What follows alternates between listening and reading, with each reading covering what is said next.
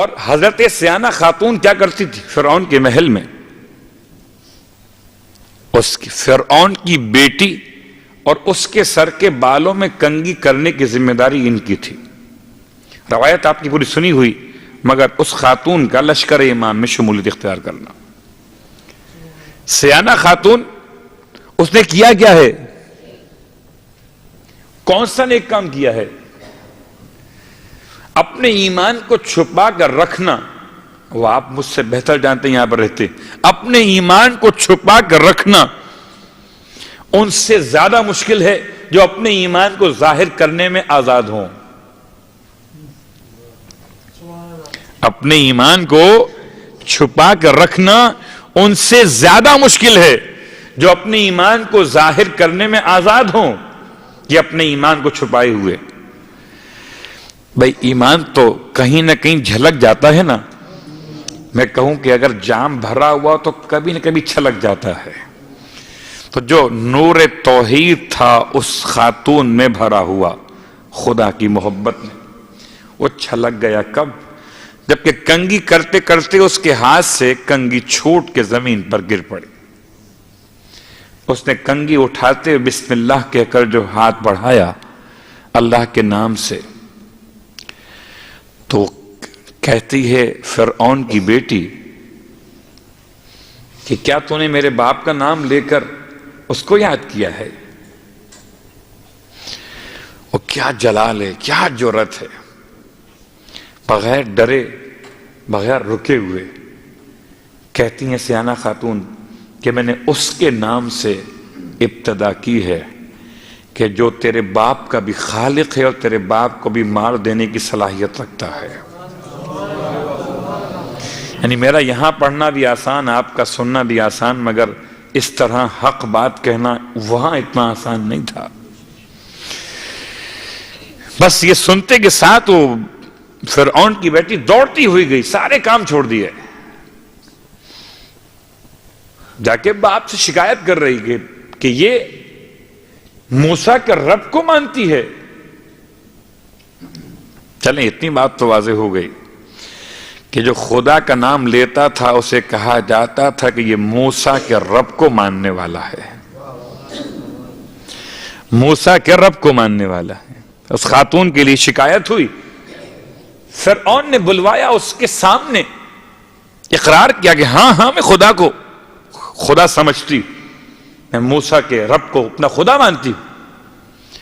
فرعون پریشان کہ میرے گھر میں رہتے ہوئے. بہت غور کیجئے گا، اب اسے فکر ہو گئی ہوگی نا کہ میری بیٹی کے سر میں کنگھی کرتے کرتے کہیں یہ اپنا عقیدہ اس کے دماغ تک نہ پہنچا دے. حکم دیا، اس کے 4 بچے ہیں اور چاروں کو ایک ایک کر کے جلتے ہوئے تندور میں ڈالا جا رہا ہے. ماں کے لیے اس سے بڑا امتحان، ماں کو خود مار دیا جائے مشکل نہیں ہے، لیکن ماں کے سامنے اگر اس کے بیٹے زندہ جلائے جائیں، اچھا تلوار سے کٹنا آسان ہے، اوپر پہاڑ سے نیچے گرا کر مار دیا جائے تو بھی آسان ہے، لیکن جل کر مرنا آسان نہیں ہے. چربی کا پگھلنا اور آہستہ آہستہ ایک ایک حصے کا جلنا ایک ایسی تکلیف ہے جس کو میں بیان نہیں کر سکتا. اس کے 4 بیٹے، 3 بیٹے ڈال دیے گئے، 4تھا بیٹا دودھ پیتا وہ بچہ ہے. امام کے لشکر میں اسے دوبارہ زندہ کیا جائے گا. اس خاتون کا تذکرہ ہے ان 13 خواتین میں، آج پہلی خاتون کا عنوان. اور جب آخری وہ بچہ رہ گیا، وہ 3 قربانیاں پیش کر چکی، 4تھے کے لیے اس کا دل متوجہ ہے اور رک رہی ہے کہ اس کو قربان کرے کہ نہیں کرے. تو بچے نے بحکم خدا گویائی اختیار کی، جو نہیں بولنے کا سن تھا اس میں بول پڑا اور ماں سے کہا صبر کر لے کہ خدا بند عالم تیری اور میری مشکل کو آسان کر دے گا. اور آخری مرحلے پر اس بچے کو اس کی ماں کے ساتھ اٹھا کر تندور میں، جلتے ہوئے تندور میں ڈال دیا گیا. ایک روایت ہے. اب جبرائیل امین کہتے ہیں یا رسول اللہ، وہ جو جلی تھی نا، اس کے جلنے کے بعد جو اس کی خاک رہ گئی تھی یا اس کی راکھ بچی تھی، اس کو جس مقام پر ڈالا گیا تھا، یہ وہی مقام ہے کہ جہاں سے آپ کو خوشبو آ رہی ہے. تو امام کے لشکر میں خواتین کا رول کیا ہوگا؟ وہ اپنے مقام پہ سوال، لیکن اس کا جواب آہستہ آہستہ آئے گا کہ جیسے لشکر کے مسائل ہوں گے ویسے شرکت کرنے والوں کے کردار معین کیے جائیں گے. لیکن اس میں کوئی شک نہیں ہے کہ ہر مشکل کا ایک ہی حل ہے، ہر پریشانی کا ایک ہی علاج ہے، ساری مشکلات ختم ہو جائیں.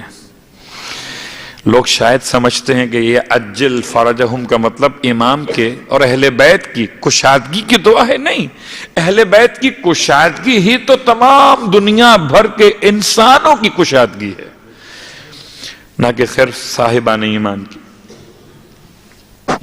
ایک طرف ایک وہ سیانہ خاتون حضرت حزقیل کی شریک حیات، جن کو خدا دوبارہ زندہ کرے گا، تندور میں جلائے جانے کے بعد دوبارہ زندہ کی جائے گی، اور امام کے لشکر میں آخر زمانہ میں ظہور کے بعد شامل ہو جائے گی. اپنے بچے کی قربانی پیش کرنے والی. لیکن ایک اور پرسہ اور تعزیت پیش کرنا ہے. آج ربیع الاول کی دوسری شب ہے اور پہلی تاریخ ہے. میں سمجھتا ہوں کہ آج کا ہی دن وہ تھا جب ایک بیٹی اپنے باپ کی قبر پہ پہنچی تھی. خدا نصیب کرے مدینہ منورہ کی زیارت، جا کے اپنی آنکھوں سے دیکھیے گا کتنا دور ہے حجرہ سیدہ سے رسول کی قبر مبارک. ہاں، مسجد بہت بڑی ہے، بلکہ جنت البقیع بہت دور ہے. اس قربت کے لحاظ سے وہ دور ہے. قریب کیا ہے؟ حجرے سے حجرہ ملا ہوا ہے. حجرہ سیدہ اور حجرہ رسول خدا کے درمیان بس ایک دیوار کا فاصلہ ظاہر میں ہے. اس ایک دیوار کے فاصلے کے بعد کیا سیدہ کو بابا سے محبت نہیں تھی کہ 28 صفر کو باپ دنیا سے رخصت ہوا اور 3 دن کے بعد سیدہ اپنے باپ کی قبر پہ پہنچی ہیں یا تیسرے دن پہنچی ہیں. تلاش کرتے ہیں تاریخ کے اوراق سے کہ کیا مسائل تھے سیدہ کے ساتھ کہ بیٹی کو اپنے باپ کی قبر پر جانے کا بھی موقع نہ مل سکا. میں کہوں گا سیدہ کو اس قابل چھوڑا ہی کب گیا تھا کہ سیدہ بستر سے اٹھنے قابل نہیں تھی. اجرکم علی اللہ رونے والو، جب کسی کے گھر میں میت ہو جاتی ہے تو لوگ تعزیت کے لیے آتے ہیں نا.